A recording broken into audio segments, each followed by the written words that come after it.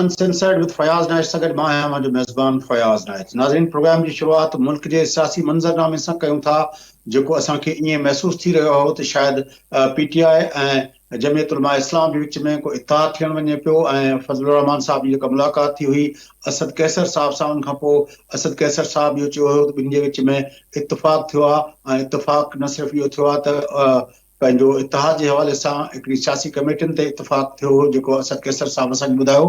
पर उन सां गॾोगॾु इन ॻाल्हि ते बि हुननि चयो त इत्तफ़ाक़ थियो आहे त ऑपरेशन अज़्म इस्तेहकाम जी मुख़ालफ़त लाइ ॿई धुरूं जेके आहिनि उहे गॾिजी कंदियूं।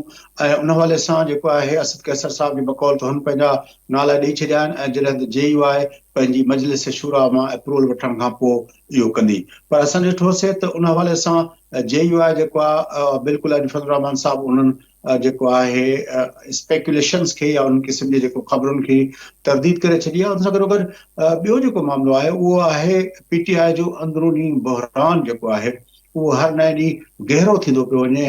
उमर अयूब साहब सेक्रेटरी जनरल साहब जे पोस्ट तां इस्तीफ़ा ॾेई छॾी, पर उनखां पोइ शेर अकबर नियाज़ी साहब जेको आहे शिबली फराज़ जी इस्तीफ़ा जो बि मुतालबो कयो। ॿिए तरफ़ फवाद चौधरी साहब जेको आहे उहो मंज़र आम ते अची चुको आहे ऐं उहो हामिद ख़ान जे ख़िलाफ़ जेको आहे बयानबाज़ी करे पियो त PTI हिन वक़्तु जेको आहे बजाए जेतिरो जेका उन्हनि जी एनर्जी हुकूमत जे ख़िलाफ़ या मौजूदा सेटअप जे ख़िलाफ़ इहा जेका लॻे, PTI जा अक्सर अॻवान जेके आहिनि उहे हिक ॿिए जे ख़िलाफ़ बयानबाज़ी ते जेको आहे हिन वक़्तु मसरूफ़ आहिनि।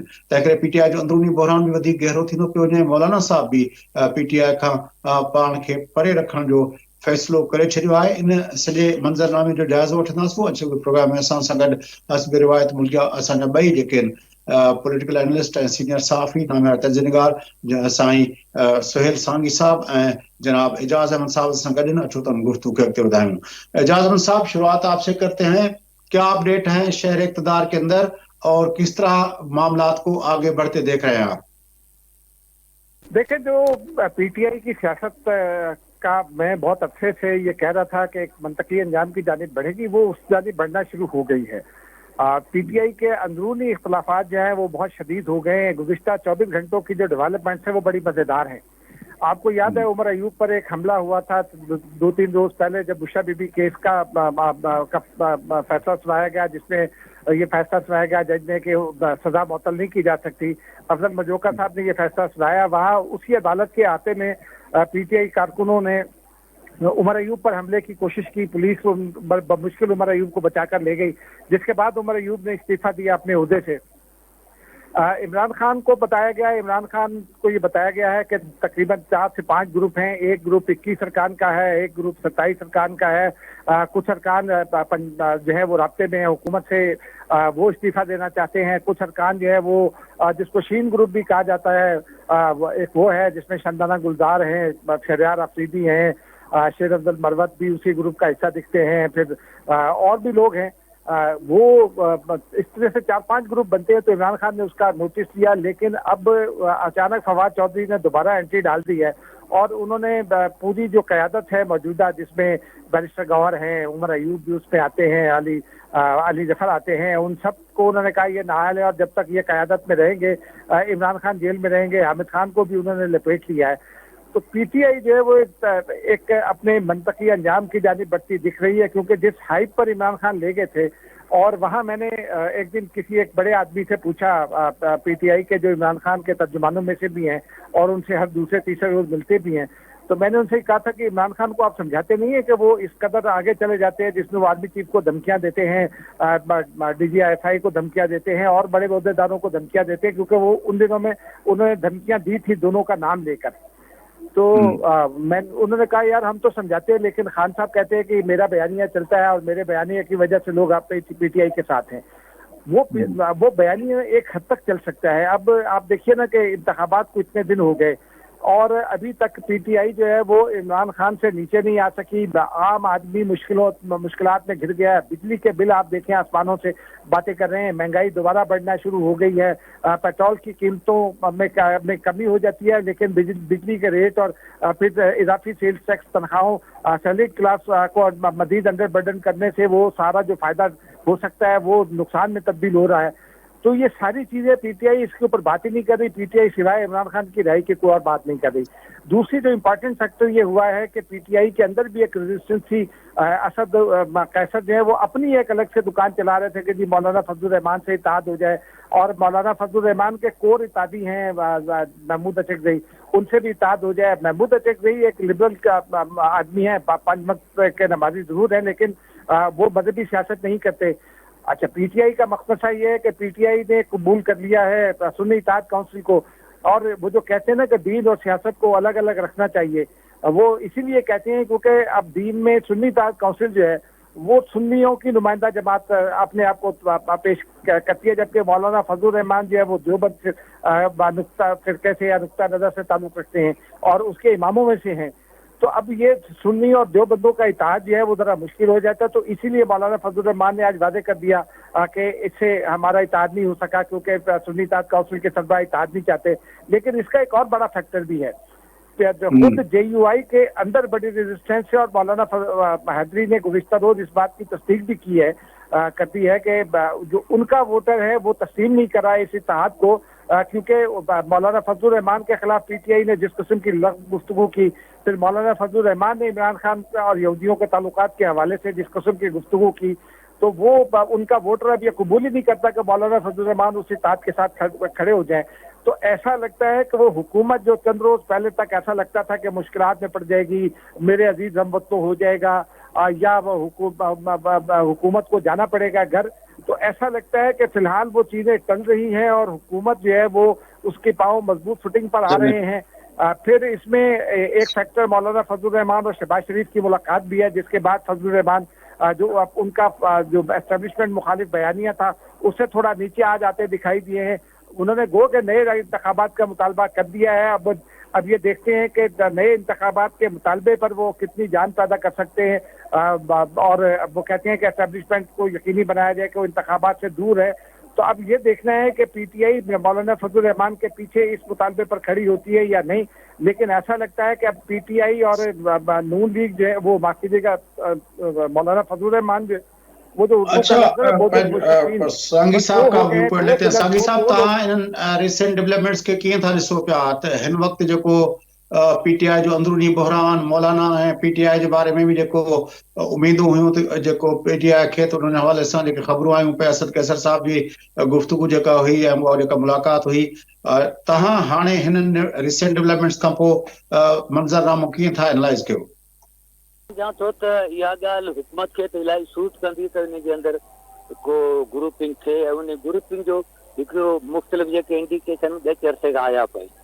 उन हिकिड़ो ॿियो ॾाढो अहम पहलू आहे त जॾहिं पार्टी जो सरबराह जेल जे अंदरि हुजे त पोइ ओॾी महिल ग्रुपिंग जेका आहे सा उहा बट नेचुरल आहे, ऐं उन में वरी इहो थींदो आहे त हर को इहो चाहींदो आहे जंहिं जेको ग्रुप वेंदो उन सां लीडर सां मिलणु, हुन चवंदो हा बाबा ठीकु आहे, तव्हां गॾु आहियां, तव्हां लॻा रहो। त इहो हिकिड़ो थींदो आहे, ऐं नतीजे में इहा ॻाल्हि थींदी आहे त हर को ग्रुप पंहिंजे तौर ते हिकिड़ो अलॻि एंटिटी तौर ते कंदो आहे।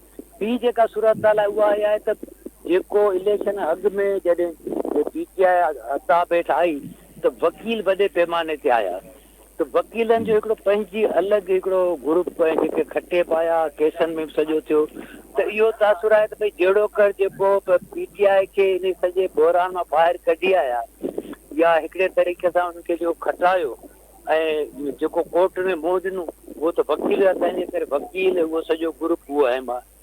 ॿिए पासे जेका सूरत हाल इहा थी त जेको वर्कर राइट जो आहे जेको सम्झे थो त न असांजो पॉलिटिकल प्रेशर आहे जंहिंजे करे इहो थियो, इन सॼी सिचुएशन वरी हिकिड़ी टी शइ डेवलप थी त उहे बि पीटीआई जा माण्हू जेके पीटीआई छॾे विया हुआ, को उन इस्तेकाम पार्टी जो को कीअं हो, त हुननि ॾिठो त भई ही त पीटीआई त बीह रही आहे, ऐं ॿिए पासे हू जेके मेजर पॉलिटिकल पार्टीज़ जेके आहिनि उन्हनि वटि बि का उहा न थी सघी आहे शइ, तंहिंजे करे इहो बि थियो त उन्हनि जो सॼो जेको आहे सो वरी ॿाहिरि इनखे रिकंसीडर कनि पिया, पंहिंजो जेके बि उते लापीस उन जे ज़रिए उहो कनि पिया, त ही बि हिकिड़ो वॾो फैक्टर आहे।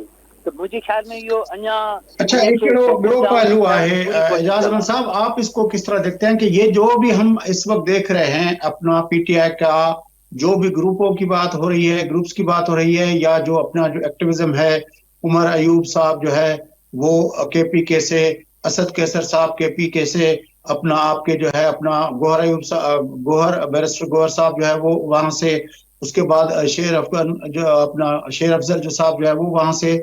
तो हमें PTI पंजाब की इस सारे उसमें कोई ऐसा एक्टिव, कोई मुतहरिक, कोई ऐसा कोई रोल नहीं नजर आ रहा कि पंजाब की जो PTI है वो कोई एक्टिव रोल अदा करती हो। ये सारे जो हम सुन रहे हैं, शानदाना गुलजार साहिबा से लेकर ये सारे जो लोग हैं, जरताज गुल साहिबा से लेकर ये सारा KPK जो है वो इस वक्त PTI है।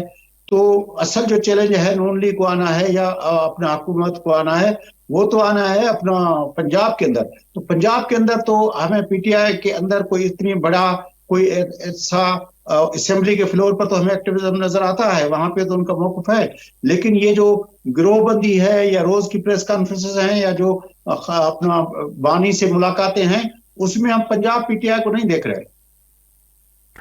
देखिए, खैबर पख्तूनख्वा के लोगों के बारे में ये तो उर्फ़े आम में ये कहा जाता है ना कि वो ज़रा सख्त मिजाज होते हैं, अपनी बात पर अड़ जाते हैं और ज़्यादा सख्ती से बात करते हैं, फिर उनको बहादुर दलेर भी समझा जाता है। इसी तनाजुर में चेयरमैन PTI जो है वो उन्होंने जो खैबर पख्तूनख्वा से लोग थे उनको शुरू में प्रमोट किया।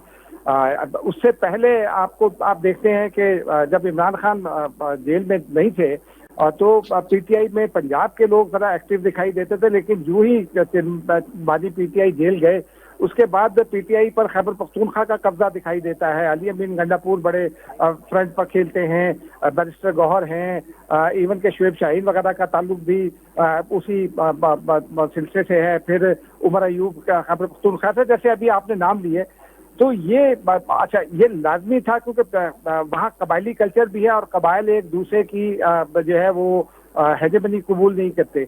ये एक एटीट्यूड है, वो एटीट्यूड अब खुलकर दिखाई दे रहा है। और ये चूंकि ये PTI की जहाँ स्ट्रेंथ बनी वहीं ये PTI की वीकनेस भी थी।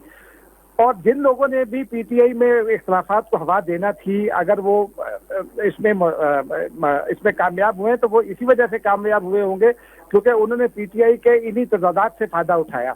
अब पंजाब में वो जो आपने बात कही, यकीनी तौर पर कि ज्यादा बड़ा स्टेक तो पंजाब में है, लेकिन पंजाब में PTI जो है वो पंजाब PTI कहीं दिखाई नहीं देती। शामिल महमूद कुरैशी का ताल्लुक जनूबी पंजाब से है, उनको उनके बेटे जो है उनको पार्लिमानी लीडर बनाया गया। तो फिर जो पश्तो स्पीकिंग लॉट है PTI की, उन्होंने उनको पीछे करवा दिया और वो सरताज गुल वजीर गो के उनका ताल्लुक DG खान से, लेकिन वो वजीर कबाइल है, उनका वजीरिस्तान से ताल्लुक है और बहुत गहरा ताल्लुक है वजीरिस्तान से, क्योंकि उनकी बाकी फैमिली अभी भी खैबर पख्तूनख्वा के उन हिस्सों में आबाद है। तो पंजाब से PTI के पास कोई इस वक्त बड़ा नाम सामने दिखाई नहीं देता।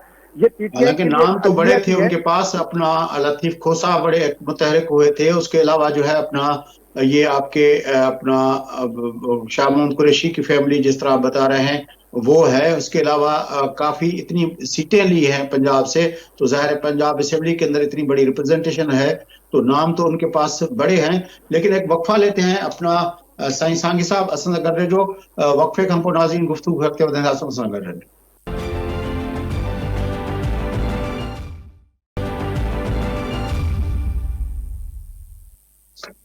वेलकम बैक नाज़रीन, जो प्रोग्राम जे सिलसिले के अॻिते वधाइण में गुफ्तगू हलंदड़ आहे पाकिस्तान तहरीक इंसाफ जी इंटरनल रिफ्ट्स जे हवाले सां, उनजे अंदर जेके तज़ाद आहिनि, इख़्तिलाफ़ात आहिनि, उन हवाले सां गुफ्तगू हलंदड़ हुई। त गुफ्तगू हिते जेको आहे वक़फ़े ते वञण खां पहिरियों एजाज़ अहमद साहब सां गुफ्तगू हली पए त पंजाब जेका PTI आहे उहा हिन वक़्तु असांखे जेका डिसीजन मेकिंग में या जेके मेजर जेके उहा पॉइंट ऑफ व्यू पॉइंट्स पेश करण में उहा असांखे नज़र नथी अचे। जेके बि हिन वक़्तु अली अमीन गंडापुर साहब खां वठी बैरिस्टर गौहर साहब खां वठी ऐं उनखां अलावा उमर अयूब ऐं शेर अफजल ऐं शानदाना गुलज़ार, शाहिद अफरीदी, जेके बि नाला खणूं था पिया, इहे सभई जेके आहिनि उहे ज़रताज गुल साहिबा, इहे सभु जेको आहिनि KPK सां आहिनि। ऐं जेके ॻाल्हियूं ॿोलियूं हलियूं उन्हनि जूं, हिकिड़ो त फज़लुर रहमान साहब सां ॻोल्हियूं हलियूं, ॿिए तरफ़ उन्हनि जेको आहे महमूद खान अचकज़ई सां ॻाल्हियूं हलियूं। त ईअं लॻे थो त हिन वक़्तु जेका मुखालफ़त जो अंसर आहे, हुकूमत मुखालिफ़ जो अंसर आहे, उहो प्योर हिकिड़ो पश्तून जेको आहे जेको एलिमेंट आहे उहो खैबर पख्तूनख्वा खां बलोचिस्तान जे अंदरि उहो हिन वक़्तु ॼण चओ त हुकूमत मुखालिफ़ का ॻाल्हि करे पियो। पंजाब जे अंदरि जेका PTI उहा असेंबली जे फ्लोर ताईं त तहरुक में आहे, पर असांखे उअं ई परवेज़ इलाही या पंहिंजो जेको आहे पंहिंजो शाह कुरैशी जी फैमिली या जेको आहे पंहिंजो लतीफ़ खोसा साहब काफ़ी मुतहरिक हुआ कुझु वक़्तु अॻु में, उहे समूरा जेके वॾा नाला हुया पंजाब PTI जा, उहे असांखे उन तरह तहरुक में नज़र नथा अचनि। त इन आख़िर एॾी वॾियूं सीट्स आहिनि पंहिंजो पंजाब असेंबली में ऐं नेशनल असेंबली में पंजाब मां, पर उहा जेका आहे जॾहिं सॼो जेको फ्रंट ते जेके माण्हू आहिनि उनमें पंजाब जो को वॾो नालो न आहे को। हामिद ख़ान खां वठी सभई माण्हू जेके आहिनि उन जो नाला फवाद चौधरी त खणी खयो, पर उहे नाला जेके आहिनि उहे हिन वक़्तु असांखे उन वक़्तु नज़र नथा अचनि। सांगी साहब जो व्यू पॉइंट शामिल कयो था। सांगी साहब, तव्हां हिन सॼे मंज़रनामे खे कीअं था ॾिसो? त पंजाब PTI ॼण चओ त उहा हुन सॼे जेको इफर्ट आहे, उहा जेका बानी सां मुलाक़ातूं, इख़्तिलाफ़, JUI सां मुलाक़ातूं, अचकज़ई साहब सां मुलाक़ातूं, उनमें पंजाब PTI ॼण चओ त आहे कोन। ईअं लॻे थो त हाणे इहो पश्तूननि जूं पाण में ॻाल्हियूं पियूं थियनि, उहा फज़ल रहमान सां थियनि, अचकज़ई सां थियनि, या इन्हनि जा पाण में जेके इंटरनल इख़्तिलाफ़ आहिनि, शिबली फराज़ जो इस्तीफ़ा शेर अफ़ज़ल पियो घुरे, या जेको उमर अयूब खां इस्तीफ़ा ॾियारी वई, इहो सॼो पश्तून फिनोमेना असांखे एक्टिव मुतहरिक नज़र अचे थो। जेको हिकिड़ो त इलेक्टेड टाइप जूं माण्हू हुया, ॿियो जेको सॼो एलिमेंट हुयो जेको इलीट क्लास जो जेको हुयो यूथ क़िस्म जो, जंहिंमें इलाही सारियूं औरतूं बि हुयूं, उन ते केस थिया, अञा ताईं केस उन्हनि ते आहिनि की बंदि आहिनि, को सॼो उहो मामिलो हले पियो। त आउं नथो सम्झां त पंजाब जे अंदरि जेका आहे सा उहा अॻियां खणी कोई लीडर जे तौर ते खणी न हुजे, पर उहे सभु जा सभु माण्हू अञा ताईं बीठा आहिनि। त ऐं ॿी जेका इम्पोर्टेंट ॻाल्हि आहे त हीअ जेको माण्हू आहिनि जेको हुनजे पोयां उहे ग्रुप खणी कहिड़ा थियनि, पर उहे सभु जा सभु जेके आहिनि बुनियादी तौर ते कोई उन ग्रुप सां वाॻियल जेको बि माण्हू आहिनि उन्हनि जे पोयां न आहिनि। उहे बुनियादी तौर ते जेको PTI चेयरमैन आहे उन जा कारकुन आहिनि, न PTI जा कारकुन, कंहिं ग्रुप जा न आहिनि। ग्रुप बंदी थोरी घणी उन जी हलंदी रहंदी आहे। पाण खे यादि हूंदो त पीपुल्स पार्टी उमर अयूब ते जेको हमिलो थियो, जंहिंजे एजाज़ अहमद साहब जंहिंजो ज़िक्र कयो, उन जे लाइ चयो वियो त उहे शेर अफ़ज़ल जा माण्हू हुया जन उमर अयूब ते हमले करण जी कोशिशि कई। उहो थी सघे थो उहो हुजे, ॿ चारि के वाठा अहिड़ा थी सघनि था, पर जेको ओवरऑल ॻाल्हि आहे उन जी आहे। त इन करे इहो पंजाब में इहो ठीकु आहे त को अॻियां बाक़ाइदे को लीडर तौर ते उभिरे, उहो वधीक ॾुखियो पवंदो ख़ुदि हुकूमत खे बि ऐं एस्टेब्लिशमेंट खे बि। त उन मतिलबु इहो थियो त पंजाब पूरे तौर ते हथनि मां निकिरी पियो वञे। ऐं नथो सम्झां त हिन वक़्तु को हिते पंजाब में PTI पंहिंजा कार्ड शो कंदी, ऐं उहो करण बि नथी चाहे।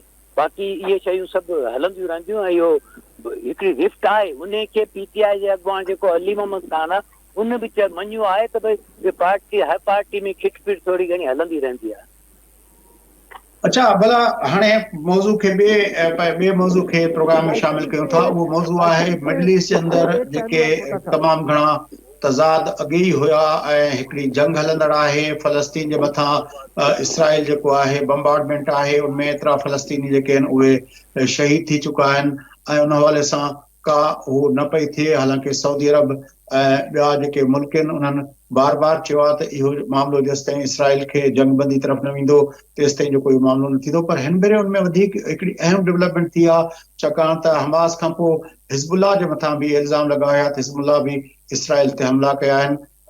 ऐं पर हिज़बुल्लाह खे जेका अॻे अरब लीग जे अंदरि हिकिड़ी टेररिस्ट ऑर्गेनाइजेशन जे लिस्ट में हुई, हींअर ताज़ो जेको अरब लीग जो इजलास थियो आहे उनमें हिज़बुल्लाह खे उन लिस्ट मां ॿाहिरि कढियो वियो आहे। हाणे हिज़बुल्लाह अरब लीग जे उन खाने में दहशतगर्दी वारे खाने मां उनखे कढियो वियो आहे। माना उहा हिकिड़ी साफ़ सुथरी तंज़ीम हिकिड़ी थी वई आहे। त अरब लीग हिकिड़ो वॾो इहो कयो आहे, छाकाणि त इसराइल जेतिरो हमास खे पंहिंजो मुखालिफ़ सम्झे थी, ओतिरो ई मुखालिफ़ जेको आहे हिज़बुल्लाह खे बि सम्झे थी पई। त उन हवाले सां इहा जेका डेवलपमेंट थी आहे, तव्हांजे ख़्याल में? ऐं ॿिए तरफ़ वरी असां ईरान में ॾिसूं था त ईरान में जेके चूंडूं आहिनि उहे हिकु दफ़ो ॿीहर जेको आहे हिकिड़े पहिरियों दफ़ो इन सूरत हाल में वई जो फांसी पियूं चूंडूं, ऐं उते जेको आहे खामनई साहब जो जेको सपोर्ट सां जेको माण्हू अचे पियो, उन जी भेट में हिकिड़ो जेको आहे मॉडरेट क़िस्म जो माण्हू आहे, उन वधीक वोट कया आहिनि। थोरे जो अॻियो मरहलो 5 जुलाई ते थियणो आहे, पर बहरहाल तमामु घणा इहे कवि इम्कान थी विया आहिनि त खामनाई साहब जो सपोर्ट वारो माण्हू आहे उन जी भेट में हिकिड़ो मॉडरेट क़िस्म जो माण्हू अची वञे।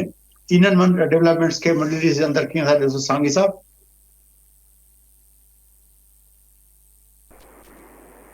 उनखे त इलाही अरसे ताईं उनखे हिकिड़ो एडवेंचर सम्झो वियो ऐं इहो सम्झो वियो त उन नतीजे में इलाही सारो नुक़सानु थियो ऐं बिलाशक इहो नुक़सानु थियो बि सही।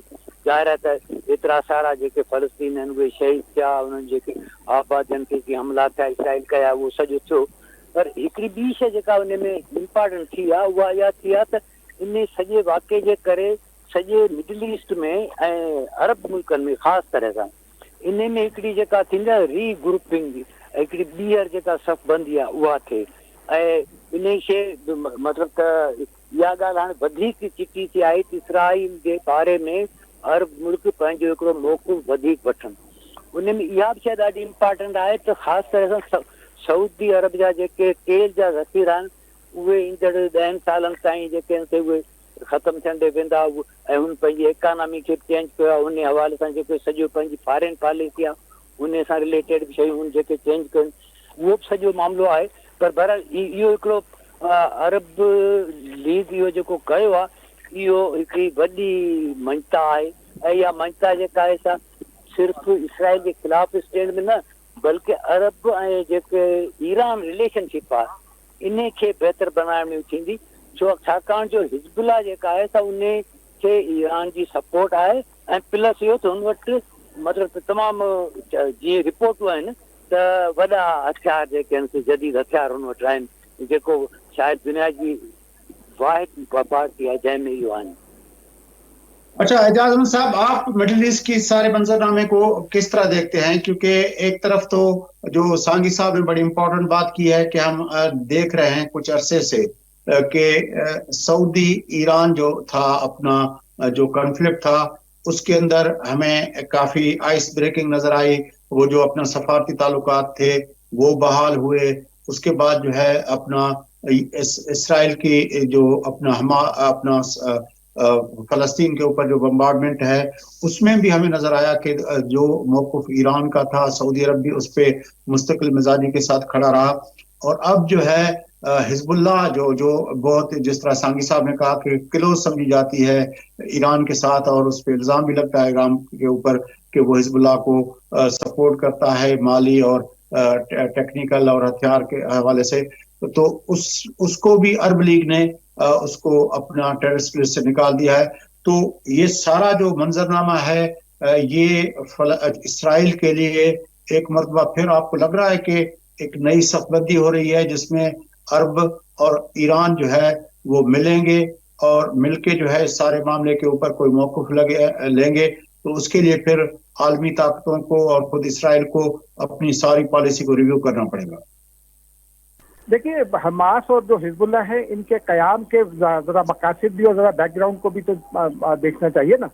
ये बात सोहेल साहब ने जो कही है ये मुझे भी 100% दुरुस्त लगती है कि ईरान के साथ सऊदी अरब के करीब आ रहा है, अरब दुनिया करीब आ रही है और हिजबुल्ला को उसकी हिमायत हासिल है।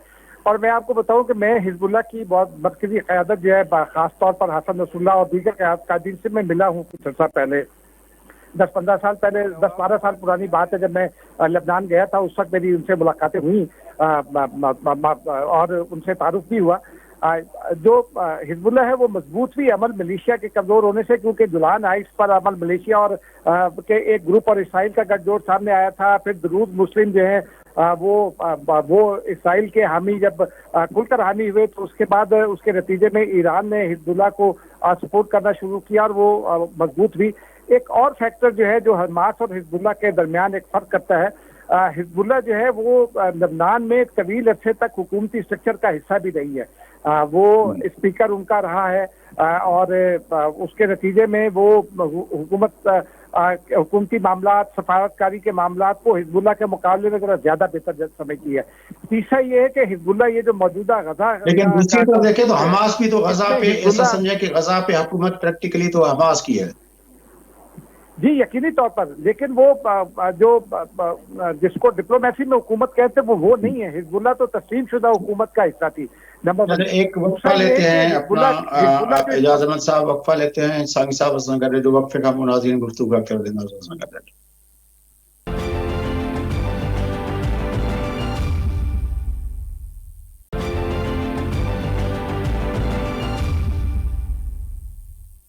वेलकम बैक नाज़रीन, अचो प्रोग्राम जे सिलसिले खे अॻिते वधायूं, गुफ्तगू कंदासूं अॼु के प्रोग्राम जे टे मौज़ू ते। उहो मौज़ू आहे अमेरिका जी चूंडुनि जे हवाले सां। अमेरिका जी चूंडुनि में जेका डिबेट थी हुई पंहिंजो ॿिन्ही सदारती उम्मीदवारनि जे विच में, रिपब्लिकन पार्टी जो उम्मीदवार अञा ताईं जो तोड़े जो अमेरिका जी तारीख़ में पहिरियों दफ़ो इहो थियो आहे त डिबेट जेका थी आहे उहा पार्टी नॉमिनेशन खां पहिरें थी आहे, छाकाणि त ॿिन्ही पार्टियुनि अञा ऑफिशियली जेको आहे नॉमिनेट न कयो आहे, छाकाणि त जेको रिवायत आहे उहो पार्टियुनि जा कन्वेंशन मर्कज़ी घुराया वेंदा आहिनि, उनमें जेको आहे नॉमिनेशन ऑफर थींदी आहे, उहा एक्सेप्ट थींदी आहे, उहो उम्मीदवार क़बूल कंदो आहे, उनखां पोइ उहो पार्टी जो उम्मीदवार सम्झो वेंदो आहे।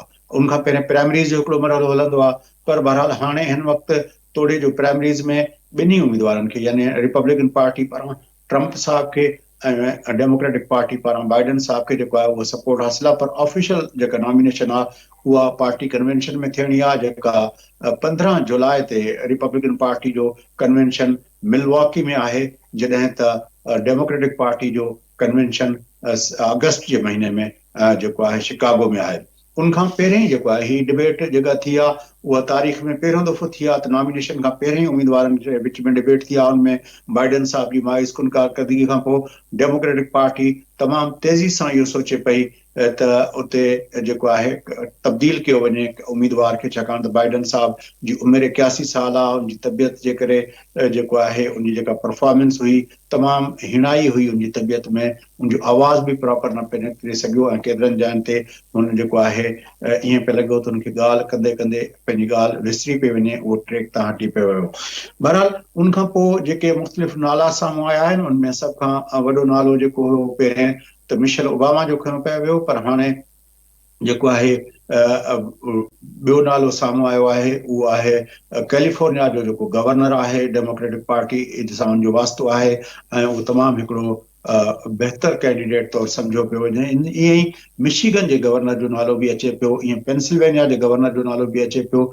इहे नाला आहिनि। उनखां अलावा जेका आहे इहे समूरा जेके आहिनि हिन वक़्तु तोड़े जो बाइडन जेका कैंपेन आहे बाइडन जी, उहा चवे पई त बाइडन साहब खे तब्दील करण सां जेको आहे वॾा मसइला थींदा ऐं हिकिड़ो क्योस पैदा थींदो ऐं वोटर जेके आहिनि उहे मायूस थींदा। पर बहरहाल इहो हिकिड़ो संजीदा मामिलो थी वियो आहे डेमोक्रेटिक पार्टी लाइ त हिकिड़े अहिड़े माण्हू खे जेको 81 साल जंहिंजी उमिरि आहे ऐं जंहिंजी परफॉर्मेंस जेका आहे उहा इहा आहे, उहा डिबेट में हू ॻाल्हाए न सघियो। इहा समूरी जेका तब्दीली वारी जेका हवा हली आहे, इहा तब्दीली वारी हवा में जेके नाला अचनि पिया, उनमें हिकिड़ो नालो कैमला हैरिस जो बि अचे पियो, जेका वाइस प्रेसिडेंट तौरु हिन वक़्तु ऑपरेट करे पई। पर बहरहाल उनजा इम्कान जेके आहिनि उहे इन करे घटि आहिनि, छाकाणि त उन पंहिंजे हिन सॼे टेन्योर जे अंदरि उनजी का पंहिंजी परफॉर्मेंस अहिड़ी का ख़ासि बहसियत हिकिड़े वाइस प्रेसिडेंट जे हिकिड़ो प्रोएक्टिव रोल उनजो न रहियो आहे। बहरहाल अमेरिका जे अंदरि हिन भेरे ईअं खणी सम्झिजे त ही जेके चूंडूं आहिनि उनमें क़यादत जो बहरान नज़र अचे पियो, छाकाणि त हिकु तरफ़ ट्रंप साहब आहे जंहिंजी उमिरि 78 साल आहे, उते रिपब्लिकन वटि बि को बहितर सब्स्टिट्यूट न आयो ऐं ही टी इलेक्शन आहे, छाकाणि त 16 जी इलेक्शन में ट्रंप साहब जेको आहे नॉमिनेशन लाइ अटेम्प्ट कयो हुयो ऐं उहा नॉमिनेशन उनखे मिली हुई ऐं हुन खटियो हुयो हिलरी क्लिंटन साहिबा खां। पोइ वरी ॿिए जी इलेक्शन में हू पार्टी जी नॉमिनेशन लाइ विढ़ियो हुयो ऐं पार्टी जी नॉमिनेशन खटण में कामयाबु थियो हुयो ऐं उनखां पोइ उन प्रेसिडेंशियल इलेक्शन में बाइडन साहब खां हारायो। ही टी इलेक्शन आहे जिते हुनखे पार्टी जी नॉमिनेशन मिलण वारी आहे ऐं सम्झिजे त मिली चुकी आहे, पर उन खे रिपब्लिकन पार्टी वटि ट्रंप साहब जो नेमुल बदल कोन्हे। ईअं बाइडन जी उमिरि जे हवाले सां जॾहिं हू पहिरियों दफ़ो इलेक्ट थियो हुयो तंहिं वक़्तु बि उनजे बारे में चयो वियो त उनखे मेडिकल जा इशूज़ आहिनि, उनखे ॻाल्हि विसरी थी वञे। बहसियत प्रेसिडेंट जे बि हू केतिरा दफ़ा स्टेज ते हलंदे हलंदे या गुफ़्तगू कंदे कंदे किरी पवंदो हुयो, पर उनजे बावजूद भी हिन भेरे डेमोक्रेटिक पार्टी जेको आहे ॿिए उम्मीदवार जे बजाय बाइडन साहब जी सपोर्ट कई ऐं बाइडन साहब जेको आहे हिन वक़्तु जेको आहे उहो उम्मीदवार आहे। तोड़े जो ॿ वॾा मोतबर नाला जेके आहिनि रिपब्लिकन डेमोक्रेटिक पार्टी जा, यानी बिल क्लिंटन ऐं बराक ओबामा जेके साबिक़ सदर आहिनि, उन हिन डिबेट खां पोइ जेके पंहिंजा सोशल मीडिया ते पंहिंजा मैसेजिस छॾिया, उन ॿिन्ही मैसेजिस में हुननि इहो चयो त बाइडन जी भली परफॉर्मेंस डिबेट में सुठी न हुजे, पर बाइडन जेको आहे उहो मुल्क हलाइण ऐं मुल्क जे बारे में हुनजा जेके ख़्याल आहिनि उहे असांखे ट्रंप खां कई गुना बहितर आहिनि, कई भेरा बहितर आहिनि। ऐं हुननि जो इहो चवणु हुयो त बाइडन पंहिंजे हिननि पंहिंजे सदारती दौर में इहो साबित कयो आहे त हू ट्रंप जी सदारत जी भेट में बहितर सदर आहे, छाकाणि त हुन जेको आहे पोस्ट कोविड जेको फिनोमिना हुयो उन में जहिड़े हुन सां मामलनि खे बहितर अंदाज़ में हलायो आहे ऐं जेके जॉब क्रिएट कयूं आहिनि, इहो बराक ओबामा साहब पंहिंजे तफ़सीली उनमें कयो आहे। अहिड़े क़िस्म जूं ॻाल्हियूं जेके आहिनि बिल क्लिंटन साहब बि कयूं आहिनि। बहरहाल हिन वक़्तु वॾे में वॾो मसइलो जेको आहे उहो डेमोक्रेट्स लाइ आहे त जेकॾहिं हिन उम्मीदवार सां गॾिजी वञनि था पिया त उनमें हुननि खे तमामु घणो शक आहे त इहो उम्मीदवार ओॾो एग्रेसिवली परफॉर्म न करे सघंदो। ऐं ज़ाहिर आहे जॾहिं कैंपेनिंग थिए थी, जॾहिं मुहिम इलेक्शन जी फुल स्विंग ते हलंदी, त उहो ॾींहं में 10-10, 12-12 प्रोग्राम ऐं हिकिड़ी स्टेट खां ॿी स्टेट ताईं वञण जा जेके सिलसिला थियनि था पिया, उनमें बि जेको आहे इनखे तमामु घणो उहो थींदो। ॿियो ख़ुदि जेको स्विंग स्टेट्स आहिनि अमेरिका जे अंदरि मजमूई तौर ते त 50 रियासतूं आहिनि, पर आम तौर ते जॾहिं इलेक्शन थिए थी पई त उनमें फ़ैसिलो करण वारे लाइ 5-7 रियासतूं जेके आहिनि उहे इहो फ़ैसिलो कनि थियूं, छाकाणि त बाक़ी रियासतुनि जे बारे में हर कंहिंखे ख़बर आहे त हीअ डेमोक्रेट्स जे पासे वेंदियूं ऐं हीअ रिपब्लिकन पार्टी जे पासे वेंदियूं। हिन भेरे जेके उहे 7-8 रियासतूं आहिनि उनमें पेंसिल्वेनिया, मिशिगन, नेवाडा ऐं पंहिंजो नॉर्थ कैरोलिना ऐं ॿियूं इन तरह जूं कुझु रियासतूं आहिनि जंहिंजे बारे में चयो पियो वञे त उहे विस्कॉन्सन, इहे उहे रियासतूं जेके फ़ैसिला कुन रियासतूं थींदियूं। पर उन्हनि में हिन वक़्तु जेके हिन डिबेट खां पोइ जेके सर्वेज़ आया आहिनि, उन सर्वेज़ मुताबिक़ बाइडन जे साहब जी पोज़ीशन जेका आहे उहो उन्हनि मख़सूस जेको आहे पंहिंजो स्टेट्स जे अंदरि ट्रंप किथे 1 पॉइंट सां, किथे 1/2 पॉइंट खां, किथे 2 पॉइंट सां उहो जेको आहे अॻिते आहे। इन सर्वे जेको आहे काफ़ी परेशान करे छॾियो आहे रिपब्लिकन डेमोक्रेट्स खे, ऐं चयो पियो वञे त हिन वक़्तु जेके वेझा आहिनि बाइडन साहब जा, छाकाणि त डेमोक्रेटिक पार्टी जेका नॉमिनेशन जो तरीक़ाकार आहे उनमें को बि उनखे मजबूर नथो करे सघे। हिकिड़ो ई तरीक़ाकार आहे, उहो इहो आहे त बाइडन साहब पाण जेको आहे उहो विथड्रॉ करे वञे। उन लाइ कोशिशि कई पई वञे बराक ओबामा खे उन ताईं अप्रोच कराइजे, या उनजी वाइफ जेका आहे जिल बाइडन साहिबा, उन खे जेको आहे कन्विंस कजे त उहा उनखे कन्विंस करे त अॼु जेको आहे ख़ासि तरह बाइडन साहब जेको आहे कैंप डेविड में पंहिंजी फैमिली सां इन मसइले ते गुफ़्तगू करण लाइ हुन ते गॾु थियो आहे। कैंप डेविड हिकिड़ी ईअं खणी सम्झो त अमरीकी सदर जी हिकिड़ी अहिड़ी पंहिंजो रहाइशगाह आहे जिते हू पंहिंजो ऑफिशियल कमकार छॾे पंहिंजो थानीको थी सोचण लाइ या कंहिं ख़ासि मुलाक़ातुनि लाइ उहो उते वेंदो आहे। कैंप डेविड मतिलबु आहे हिकिड़ो जेको रोज़मर्रा जी जेका रश आहे उन खां हटी करे जेका अमरीकी सदर खे कुझु लम्हा गुज़ारणा हूंदा आहिनि या कुझु टाइम गुज़ारणो हूंदो आहे त उहो कैंप डेविड उन लाइ जेको आहे उहा रखियल आहे। उते पंहिंजी फैमिली सां सलाह मसलत कंदो ऐं ॾिसजे पूरो अमरीका ऐं ख़ासि तरह डेमोक्रेट्स जेके आहिनि उहे हिन वक़्तु उन्हनि जो इन ॻाल्हि ते उन्हनि जी फोकस आहे त इहो कीअं थो थिए, ऐं यकीनी तौर ते अमरीका जी चूंडुनि में हिन भेरे इहो वॾो ट्विस्ट हूंदो। बाइडन सां गॾु वञण भी डेमोक्रेट्स लाइ वॾो चैलेंज आहे, ऐं बाइडन खे जेकॾहिं तब्दील करे ॾिए थो लास्ट मोमेंट ते त पोइ उनजो जेको रिप्लेसमेंट अचे उहा रिप्लेसमेंट एॾी ताक़तवर हुजे जेका वरी नए सिर पंहिंजी जेका आहे पंहिंजी शनाख़्त ठाहे। छाकाणि त हिन भेरे असांखे काफ़ी अरसे खां वठी जॾहिं 16 जी इलेक्शन में हिलरी क्लिंटन ऐं उनखां पोइ बाक़ी ही 2 इलेक्शन्स में बाइडन जी जेका उहा शख़्सियत रही आहे, इन विच में का बि रिपब्लिकन डेमोक्रेटिक पार्टी पारां का बि टी पर्सनैलिटी साम्हूं न आई आहे एॾी वॾी जेका इन तरह जी हुजे। बहरहाल ॾिसजे त उन हवाले सां छा थींदो। उन हवाले सां हिते असां वाशिंगटन DC में आवाज़ TV जे पारां ख़ुसूसी जेका असांजी पंहिंजो टीम हिते पहुतल आहे उहा तव्हांखे अपडेट कंदी रहंदी। इन सां गॾोगॾु प्रोग्राम जो वक़्तु बि पूरो थिए थो। पंहिंजे मेज़बान फयाज़ नाइच, असांजी ॿिन्ही पॉलिटिकल एनालिस्ट साईं सोहेल सांगी साहब ऐं जनाब एजाज़ अहमद صاحب کے ॾींदा इजाज़त सदाईं गॾु